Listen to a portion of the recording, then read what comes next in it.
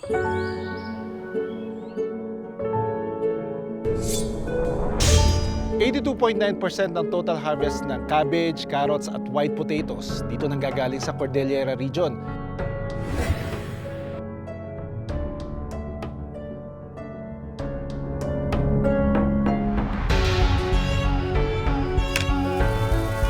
Kaya mag-produce nito ng mahigit 6 na milyong itlog araw-araw. Isa pa lang ito sa mga farm na nagpo-produce ng egg para sa buong Pilipinas.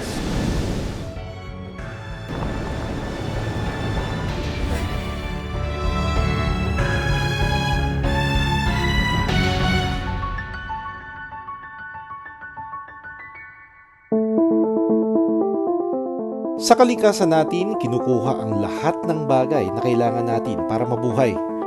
Kung wala ang kalikasan, wala na tayong mapagkukunan sa pang-araw-araw, gaya ng pagkain.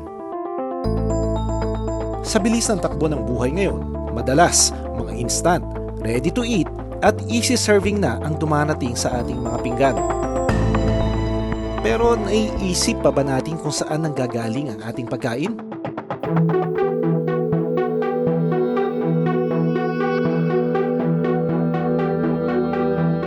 Darating kaya ang panahon na kahit ang mga kagubatan at karagatan ay wala nang maibigay? Gaano mo kakilala ang iyong kinakain?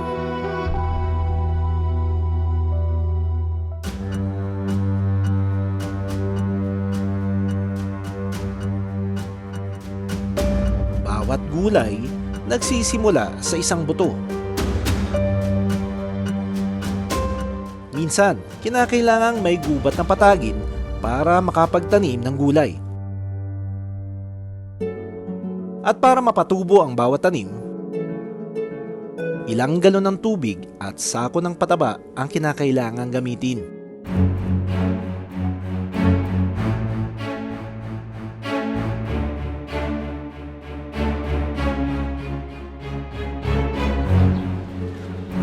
Ganito yung sitwasyon na dinatan natin dito sa La Trinidad Vegetable and Trading Post.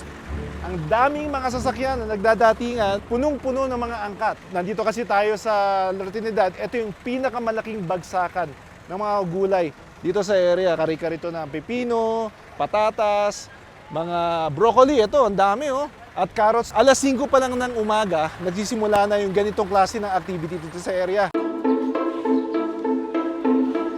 1980s pa daw nung nagsimula gamitin itong lugar na ito bilang bagsakan ng mga gulay mula sa iba't ibang parte ng Cordillera. Noong araw na yon, kakuunti pa lang daw yung mga na-occupy na slots dito dahil siguro sa hindi pa maganda yung mga daan, kakaunti pa lang yung mga taniman at kakaunti pa lang din yung nag-aangkat. Pero sa ngayon, almost 8 to 12 hours, hindi halos matinag yung pagdating ng mga truck, pagdating ng mga mamimili.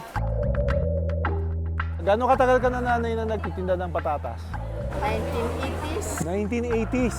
Gaano kalayo yung biyahe mula Bugyas papunta dito? 3 hours. 3 hours, tama. 3 oras. 6. Noon 6, ngayon mas mabilis na. Ito yung mga nakita natin na hindi masyado maganda, medyo madumi, at saka may biyak or may damage, hindi masyadong nabebenta kasi ito yung mga kalaban nila eh. Perfect yung itsura halos, malinis. Vegetable trimmings, ang mga patapong parte ng gulay na inaalis. Kaya itong mga basurang to, saan yung dadalhin? Sa labas. Sa La Trinidad Trading Post, umaabot ang 20,000 kilos ang naitatapong vegetable trimmings araw-araw. Kadalasang iniipon at itinatambak lang ito pabalik sa mga taniman. Ito yun, ito yung mga sako-sako na basura ng mga gulay na hindi na mapapakinabangan. Tapos saan nyo dadalhin to? Kinukumpos namin, sir. Ano to? Binibili nyo o hinihingi nyo lang? Hinihingi lang. So yung mga tirang mga dahon ng mga broccoli at cauliflower, pinagsasama-sama nila sa sako, sinasalansan nila, dinadala dito. At so imbis na gumamit tayo ng mga artificial na mga synthetic na pataba, usually mga chemicals, mas maganda yung compost kasi mas natural.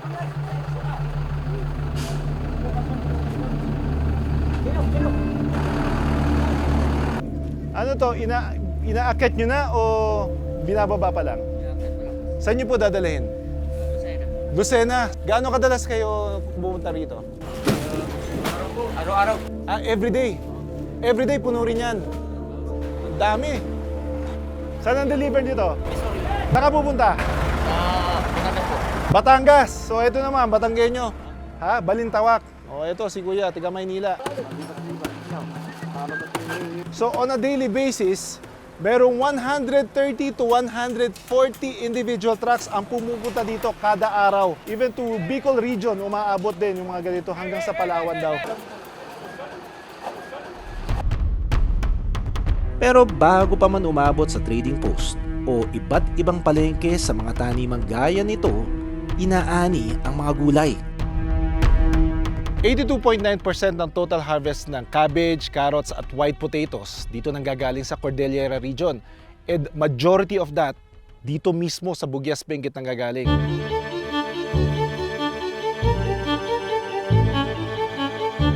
Comboys ang tawag sa mga taong nagbubuhat sa kalakal na gulay.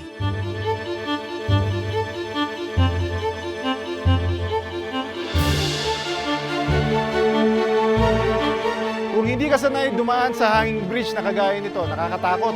Kasi bawat hakbang, yumuyugyug siya, isipin mo na lang yung mga pinagdadaanan ng mga convoy. Dala-dala nila yung crops nila na napakabigat, galing pa sa bundok, dadaan at tatawid dito, papunta dun sa taas kung saan nila dadalhin yung mga crops nila. Ang hirap.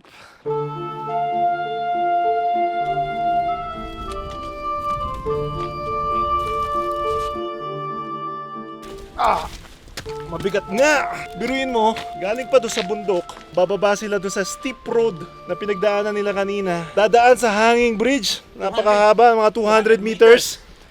And then 5 to 10 times a day nilang gagawin.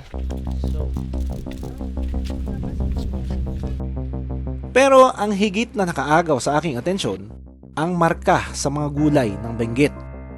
Ito yung mga fungicide na nilalagay nila dito sa mga lettuce, so makikita mo yung mga residues pa. Sinasabi ng mga taga dito, kapag galing dito sa Benguet yung gulay, alam nila dahil dito sa traces ng mga residues na makikita pa nila.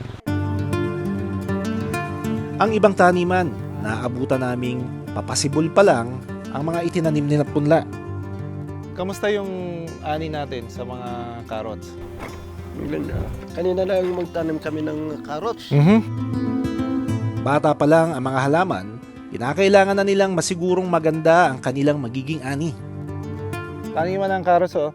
Tapos, tinatakluban nila yung mga fertilizers, ito, mga white grains na ito na nakalagay dito sa lupa para maiwasan daw yung pagtubo ng mga weeds at mas mapataba nila yung lupa. After another 45 days, haharvestin na itong mga ito. Ano bang mga problema ng mga kinakaharap ngayon ng mga farmers dito sa lugar? Out of 100%, only 1% is practicing organic. Para mas madami. Mas madami ang may produce. May bad din yun kasi infested siya ng mga chemicals. Araw-araw, hindi nawawalan ng inaaning gulay sa Bugyas. Sa buong mundo ay tinuturing yung prutas at gulay daw as pinaka naaaksayang grupo ng pagkain. Ganyan. Yan. And then, itong mga cabbage na ito, pagkatapos anihin, dahil hindi na sila pwedeng mabenta sa merkado, naiiwan na lang sila dito. Pwede pa silang kainin ng mga locals kung gugustuhin, pero dun sa mga naiiwan, kagaya na itong mga ito, nagsisilbing pataba na lang ito sa lupa. Sa buong mundo, aabot ng 1 bilyong tonelada ang global food wastage.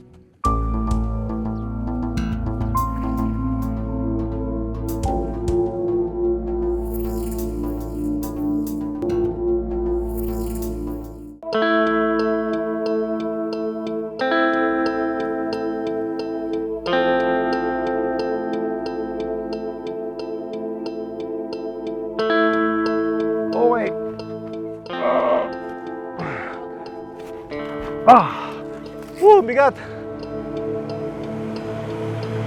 Yung 5 tonelada ng Chinese cabbage na na-harvest natin today, ibabiyahin natin papunta sa La Trinidad. Sa ibaba ng bundok,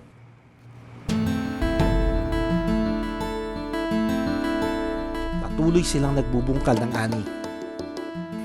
Ang dami oh. Grabe. Ang daming french fries ito oh. Ang binibili lang nila, kinukuha na para ibenta yung mga ganito kalalaki.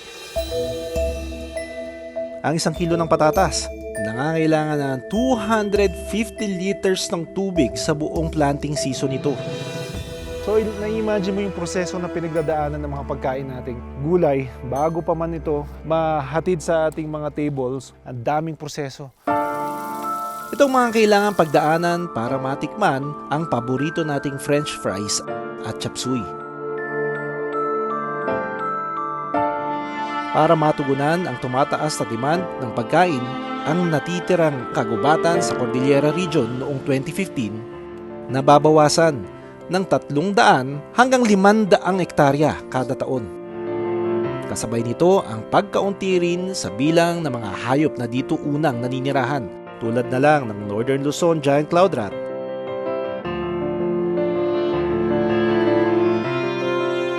Paano nga nare-resolvahan? Sa municipal agriculturist, mga advices lang po sa mga farmer. It's then the choice of the farmer kung ano yung preference din niya. Pero ina-advise nila na dapat ganito yung mangyari. Cycle sana dapat. Ang natitirang closed at undisturbed forest cover ng Benguet aabot na lang ng mahigit 3,000 hektarya.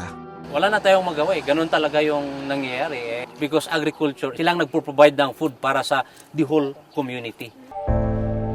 Sa patuloy na pagtaas ng ating konsumo sa pagkain, kabundukan ang unang apektado sa lumalawak na taniman ng mga gulay. Kaya mahalagang mapag-aralan kung paano higit na mapapakinabangan ng mga taniman nang hindi naaapektuhan ang natitirang kagubatan. Nakagisna ng tao na sa kalikasan dumedepende ng kanyang makakain. Ang mga gulay na pananim ang pangunahing pagkain ng mga Pilipino. Pero sa paglipas ng panahon, unti-unting lumayo ang tao sa kalikasan. Nagbago rin ang uri ng kanyang pagkain.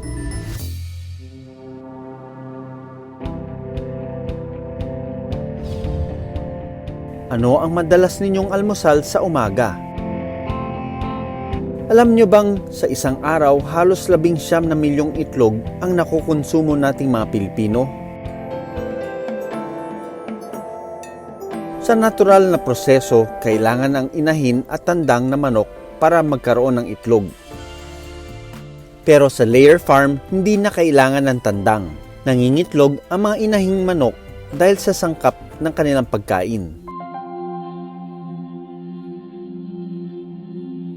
Sa mga layer farm gaya nito, nanggagaling ang maraming mga itlog na nabibili natin. Itong farm na ito, they supply the eggs that we buy in the market, sa grocery, and pumunta tayo dito ngayon kasi ito yung oras ng pag-collect nila ng mga itlog. Mahigit 100,000 itlog ang nakokolekta rito kada araw. Kiki-harvest tayo ngayong umaga just to see kung gaano kadaming mga supermarket, mga grocery, at saka yung iba-ibang parte ng Pilipinas ay umaabot itong mga itlog para lang mapakain ang mga Pilipino ng eggs. So do you know that laying hen can only lay 1 egg a day? What does it take to produce 1 egg per Filipino every day? Kailangan natin ng kuryente, kailangan natin ng staff, kailangan natin ng caging facility to make it more efficient in collecting itong mga eggs na ito. Sa layer farm, inaalagaan ang mga lahi ng manok katulad ng Loman na hindi native para mangitlog. Iba ito sa mga manok na pinagkukunan natin ng karne at ginagawang fried chicken. Mula sa pagiging sisiw, pinapalaki nila ang mga manok sa loob ng 10 linggo. Pagsapit naman ng 16 na linggo, pwede na silang mangitlog.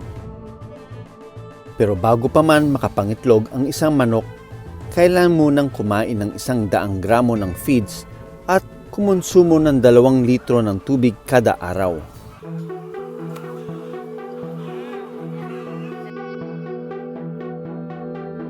production na ito, ngayong araw lang ito initlog ng mga layer hens, ano? So napakarami nito and mga iba dito na-deliver na sa kanya-kanyang mga destinasyon. Ang mga itlog mula sa layer farm dinadala hanggang Visayas. Kung dati, gulay ang pangunahing pagkain ng mga Pinoy, ngayon mas pinipili na raw natin ang karne. Nagbago na kasi ng pattern yung diet ng Pilipino. Ang sabi ng Food and Nutrition Research Institute, tumataas ang demand sa consumption ng meat, pababa naman ng pababa yung pagkain natin ng fruits and vegetable. Kasi masyado na tayong driven sa convenience. Kung ano yung madaling bilhin, yun na lang ang bibilhin natin para pagkain. And most often than not, mga meat-based yung pagkain na yun. Karne ang pangalawang pinagkukunan ng protina nating mga Pinoy. Sa buong mundo, ika-25 ang Pilipinas sa may pinakamataas na konsumo ng karne kada taon. Dahil sa paglaki na rin ng populasyon, taon-taon na daragdagan ang demand natin sa karne. Sa pag-aaral ng Organization for Economic Cooperation and Development, noong taong 2007, umaabot lang sa halos 26 na kilo ng karne ng baboy, baka at manok ang kinakain ng bawat Pilipino kada taon. Sa kasalukuyan, umaabot na ito sa halos 30 kilo ng karne. Kulang pa rin ito kaya nag-i-import pa tayo ng karne mula sa mga bansang Brazil, US at China na umaabot sa mahigit 56 na bilyong piso. Isang dahilan ng kakulangan ng beef o karne ng baka sa bansa ang native na lahi ng baka na karaniwang inaalagaan. Maliit lang kasi ang native na baka kumpara sa ibang lahi ng baka. Bilang solusyon sa lumalaking demand dito, ang ilang local farms nag-i-import ng ibang lahi ng baka. Yun yung nasa likod na yun yung native na cattle ng baka. Kailangan mong paabutin muna siya ng 3 taon bago siya makapag-produce ng 250 kilograms of live weight pa lang yun. Pagka slaughter siya, 40% lang magagamit ng tao dyan in terms of beef, ha. Samantalang ito namang mga imported na ito, 1 taon pa lang, kaya niya mag-produce ng 400 kilogram live weight. Edgar, gaano kadami ba yung dinidemand na mga bumibili dito ng baka? Nagdi-demand po sila sa amin ng at least isang ulo bawat linggo. Bawat linggo? So, 2 po yan. Small market ito? Yes, isang lamisang maliit. But right now, may problem kami is 2 sila. Dalawa nang gustong kumuha. Okay. So, lumalabas po yan na sa isang tao pa lang 52 heads per year. Ito yung mga damo na ginawang pickles, ano?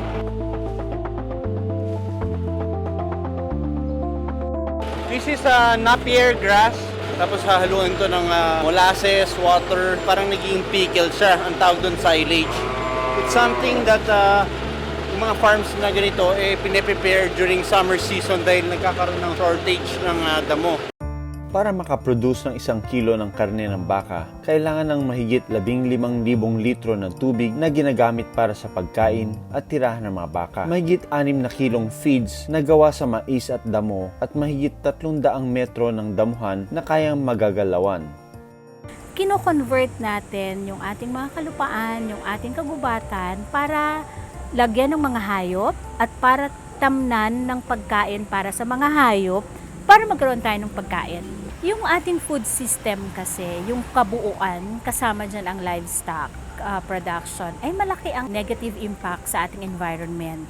Yung intensive meat production, nagdadrive siya ng deforestation, ng pollution, at malaki din yung greenhouse gas emission. Dapat mag-shift away tayo from intensive meat consumption to plant-based diet. Yun ang solusyon na nakikita namin dyan.